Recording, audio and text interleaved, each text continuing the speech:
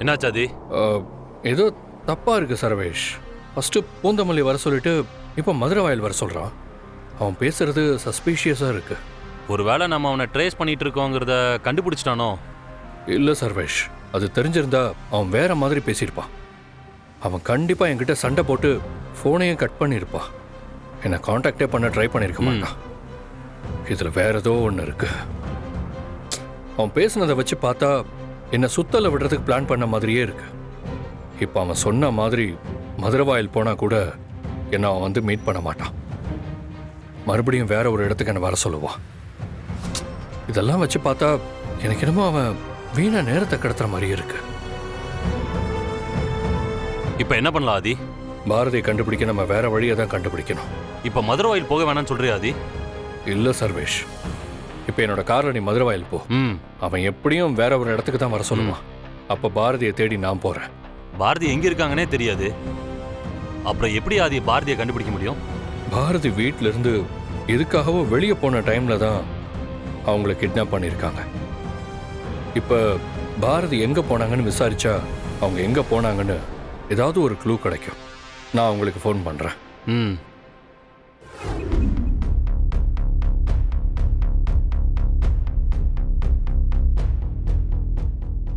என்ன பாரதி, மாமாவை பாத்தியா? பட்டு வேட்டி, பட்டு சட்டை, 10,000 ரூபாய்னா பாத்துக்க. நீ கல்யாணத்துக்கு ரெடி தானே? நீ ரெடியா தான் இருப்ப. மௌனம் சம்மதத்திற்கு அறிகுறி. இப்படியே இரு, எனக்கும் அதுதான் வசதி. ஒரு நிமிஷம் இரு, வந்துடுறேன்.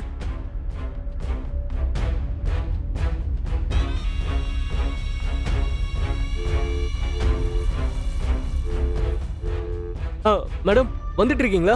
ஆமா ஆமா வந்துரும். மித்ரா மேடம் அவளும் வந்துகிட்டு இருக்கா. ஓகே மேடம், சீக்கிரம் வந்துருங்க. சரி தர.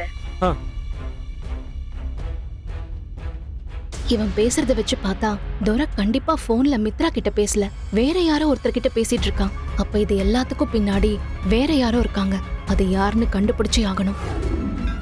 ஆமா, இந்த போட்டோல இருக்கிறவங்க கொஞ்ச நேரத்துக்கு முன்னாடி இந்த கோயிலுக்கு வந்திருக்காங்க. பாத்தீங்களா? இல்ல தம்பி, பாக்கலையே. சரிம்மா.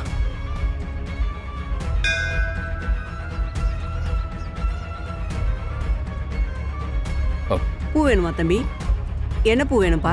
இல்ல, எனக்கு பூலாம் வேண்டாம், ஒரு ஹெல்ப் தான்.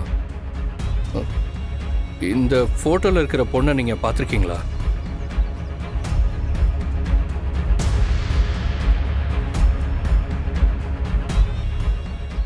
பாத்திருக்கேன் சார்.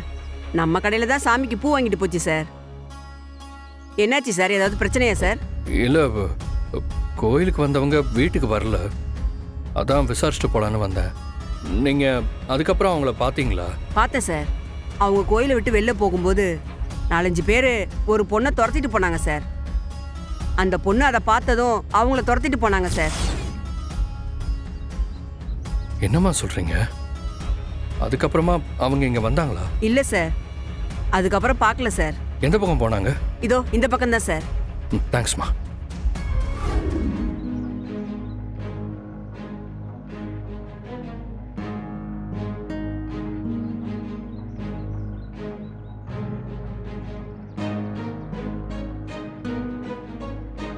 பாரதியை எப்படி இங்கிருந்து கடத்திட்டு போயிருப்பாங்கன்னு தெரியலையே.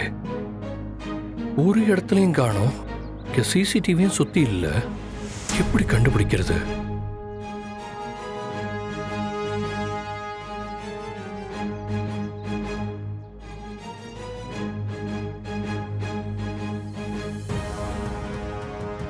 எங்க இருக்க? வந்துட்டியா?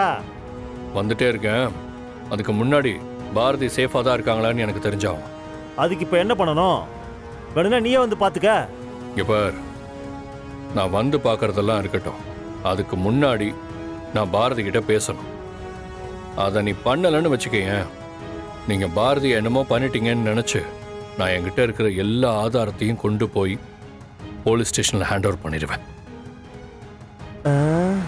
ஐயோ, இவன் என்ன தேவையில்லாம திடீர்னு லந்து கொடுத்துட்டு இருக்கான்? அண்ணங்கிட்ட இதை பத்தி சொல்லி என்ன பண்றதுன்னு கேட்கலாம்.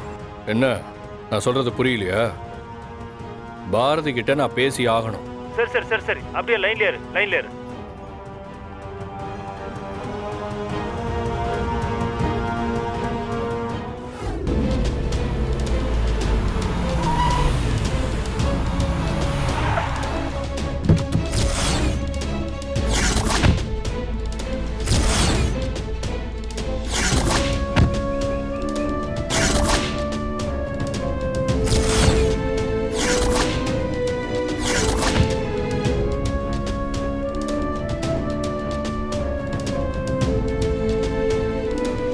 இன்னியோட பாரதியோட ஆட்டம் அடங்கிடும்.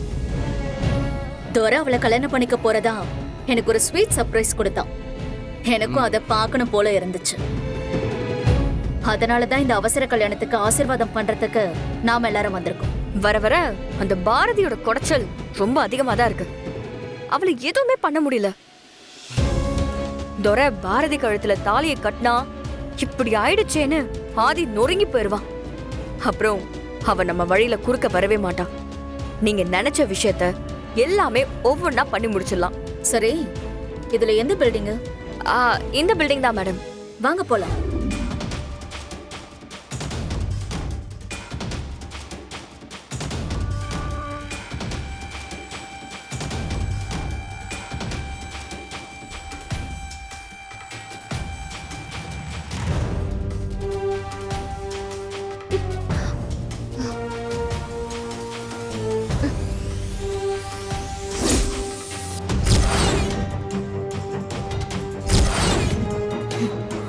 மேடம் என்னாச்சு?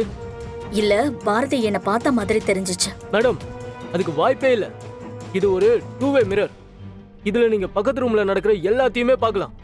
ஆனா அங்க இருக்கிறவங்களுக்கு நீங்க இருக்கிற விஷயம் தெரியவே தெரியாது. அவங்க உங்களே பார்த்த மாதிரி இருந்தா கூட நீங்க அவங்களுக்கு தெரிய மாட்டீங்க. கல்யாணத்தை இங்க இருந்தே நீங்க பார்த்து என்ன ஆசீர்வாதம் பண்ணுங்க. நீ நல்லா தான் யோசிச்சிருக்க. என்ன பவானி, நான் சொல்றது கரெக்ட் தானே? உண்மைதாங்க. அதுக்கு நம்ம துறையை கண்டிப்பா பாராட்டி தான் ஆகணும். எல்லாம் உங்க ஆசீர்வாதம் தான் மேடம். நீங்க கல்யாணம் பண்ணிக்கணும்னு நினைக்கிறவரு கட்டின தாலி அந்த பொண்ணோட கழுத்துல இருக்கிற வரைக்கும் உங்க கழுத்துல தாலி ஏறுறது நடக்கவே நடக்காது. துரை, சொல்லுங்க மேடம். நீ அவ கழுத்துல தாலி கட்டுறதுக்கு முன்னாடி ஏற்கனவே ஆதி கட்டின தாலிய அவ கழுத்துல இருந்து கழட்டிடு.